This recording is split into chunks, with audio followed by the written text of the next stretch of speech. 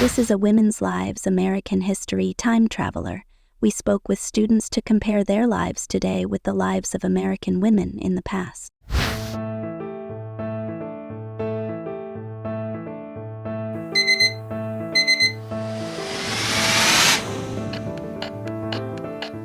In this episode, Caroline, and a history of women in sports. Hi, I'm Caroline.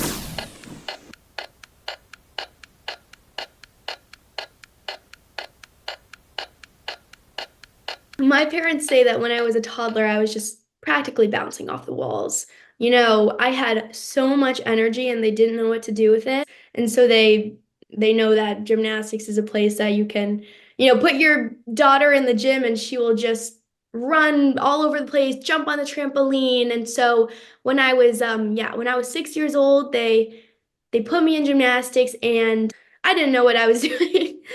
Running around all the time, doing somersaults even though they didn't teach me how to do that. Running down the vault runway, it's about maybe like 60 feet long, sprinting as fast as you can. And, the steps have to be perfect. They have to be perfect, or else you won't be able to do that cartwheel onto the springboard in the correct way. It was very hard for me to go for that cartwheel onto the springboard every time and, landing it perfectly too and sticking it, because that is, that's the big dream, sticking it.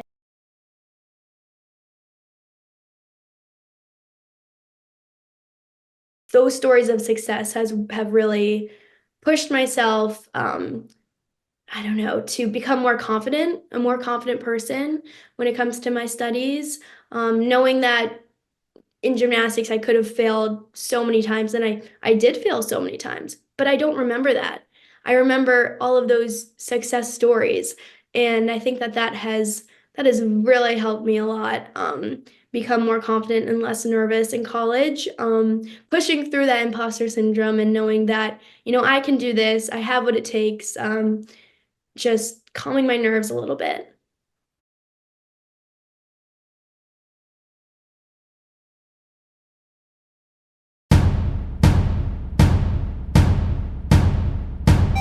We asked historians, suppose Caroline had been alive about 200 years ago.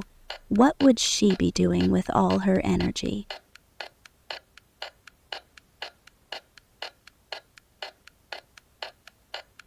Girls like Caroline would have been really involved in domestic labor, so labor around the household. But I would stress that labor was very physical, right? We didn't have kind of kitchen appliances, washing machines, things like that. Girls were employed in like laundry work was very labor intensive, cooking, growing food, right? So this was a dawn till dusk endeavor that girls would be helping their mothers with a lot of very hard physical labor. So I imagine all of that energy that she has would have been very useful, but also she would be very tired by the end of the day for sure.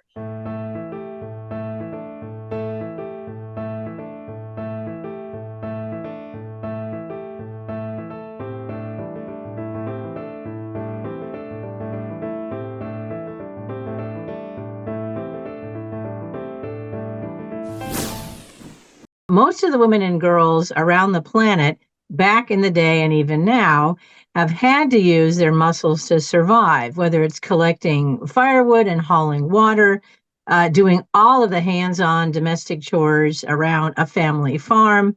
A lot of girls were sent out in service as little tiny chambermaids in horrible circumstances. Many others worked in factories for pennies at a very early age. So we know that women have had strength and endurance and have been directed to use their energy to support their families all along. What's been sort of banned and controlled over time is performing athletic feats in front of a paying crowd, which was always seen as immodest or dishonorable. Men who are not your relatives are looking at your legs, even paying to do so. And sport didn't seem to be connected to helping your family survive.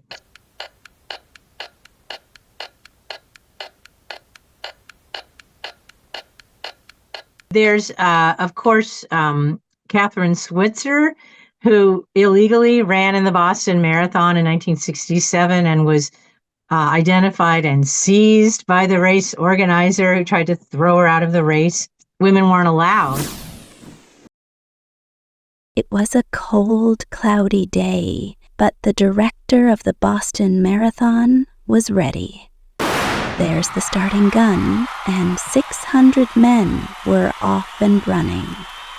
But when the hood covering runner number 261 slipped off, revealing that a woman had secretly entered the race, he was furious. He tried to grab her arm to stop her, and he was shouting, "Get the hell out of my race!" But Catherine kept on running, as her trainer and a friend shoved the race director down to the ground. She finished the race in 4 hours and 20 minutes. It would take several more years before women were officially allowed to race in the Boston Marathon.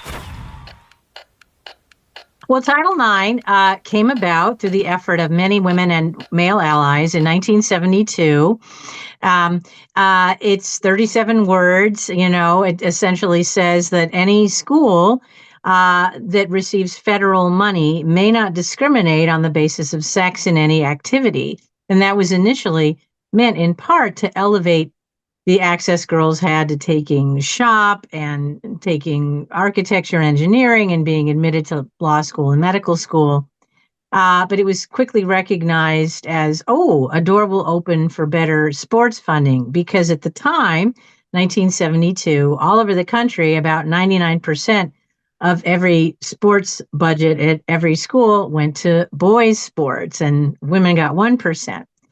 And that was very threatening to a lot of people who feared it would take dollars from football.